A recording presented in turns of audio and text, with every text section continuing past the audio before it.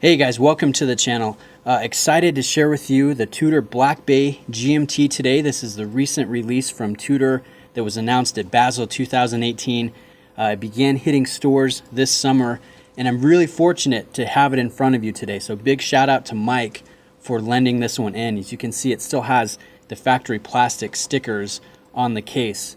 Now, I'm going to tell you what I really enjoy about this watch, especially in conjunction with the GMT Master 2 that I have side by side here, my 116710LN. I think comparing the two will kind of help illustrate just how much watch for the money this Tudor is presenting. So let's go in on a macro level to begin. I'll show you the dial. This is a domed, texturized dial. Looks very sharp. Notice how much the white printing pops. It's actually not quite white. It has a silver tone to it, so there's a little bit of reflectance, there's some dimension.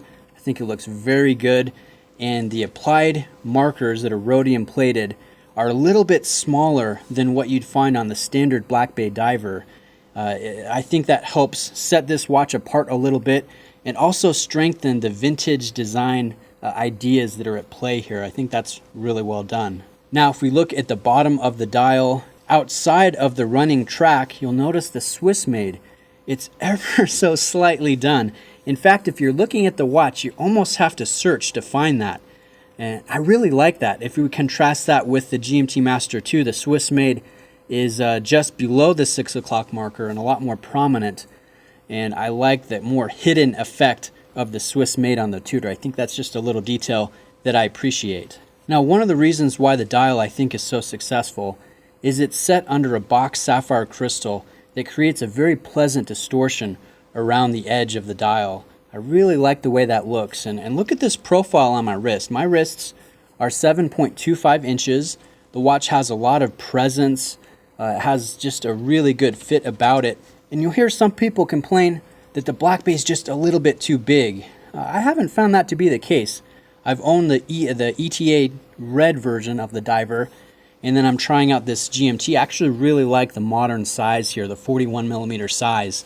And if you compare it to the GMT Master 2, there really isn't a whole lot of visual difference between the two. And I think the majority of consumers are going to enjoy the more modern size. Now let's take a look at the finish work here. We've got really nice circular brushed lugs with a deep polished beveled case edge. I really like the way that's done. I love the oversized crown with the coin edging and the Tudor rose done in relief there. Like how the texture of the crown translates perfectly to the coin edging of the bezel. That's a very nice detail. Now the bezel, of course, is the Pepsi aluminum insert, which I think, I don't know, this is really interesting. In some lights, the bezel's obviously Pepsi. You see the navy tones and the more slightly burgundy of the red, and then in other lights, that navy appears black, and it looks like you have a Coke variant on your wrist. It's almost like having two different watches in one, and I really like the versatility that's at play here. So the watch was purchased on the Terra di Siena leather strap, which you can see has a nice kind of burgundy blood tone with blackened edges and a blackened back. I think that also ties in with the bezel very well. But I've also got it here on a steel bracelet, which comes from an ETA Black Bay diver. So if you have an ETA diver or an ETA Black Bay, that bracelet fits perfectly on the new in-house cases. So perhaps you're not a fan of the riveted steel bracelet that's coming on the new in-house Tudors. It's nice to know that you can put one of your older bracelets on it and it will be 100% compatible.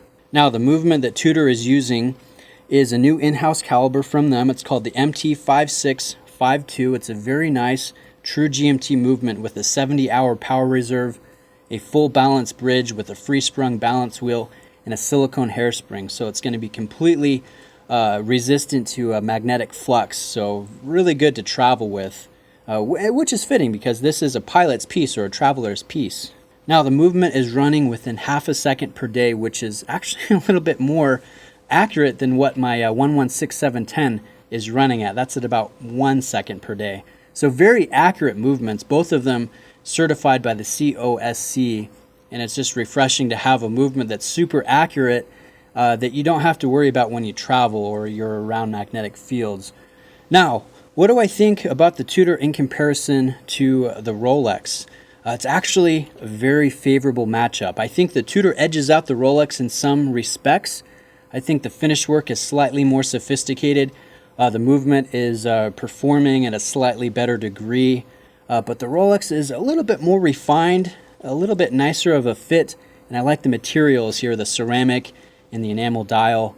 But when you compare the two, its pricing, $3,900 for the Tudor GMT and $8,500 for the Rolex, it's hard to justify where that vast difference lies because they're extremely comparable in terms of fit, finish, accuracy, and wrist presence. They're both very versatile and extremely enjoyable watches to wear.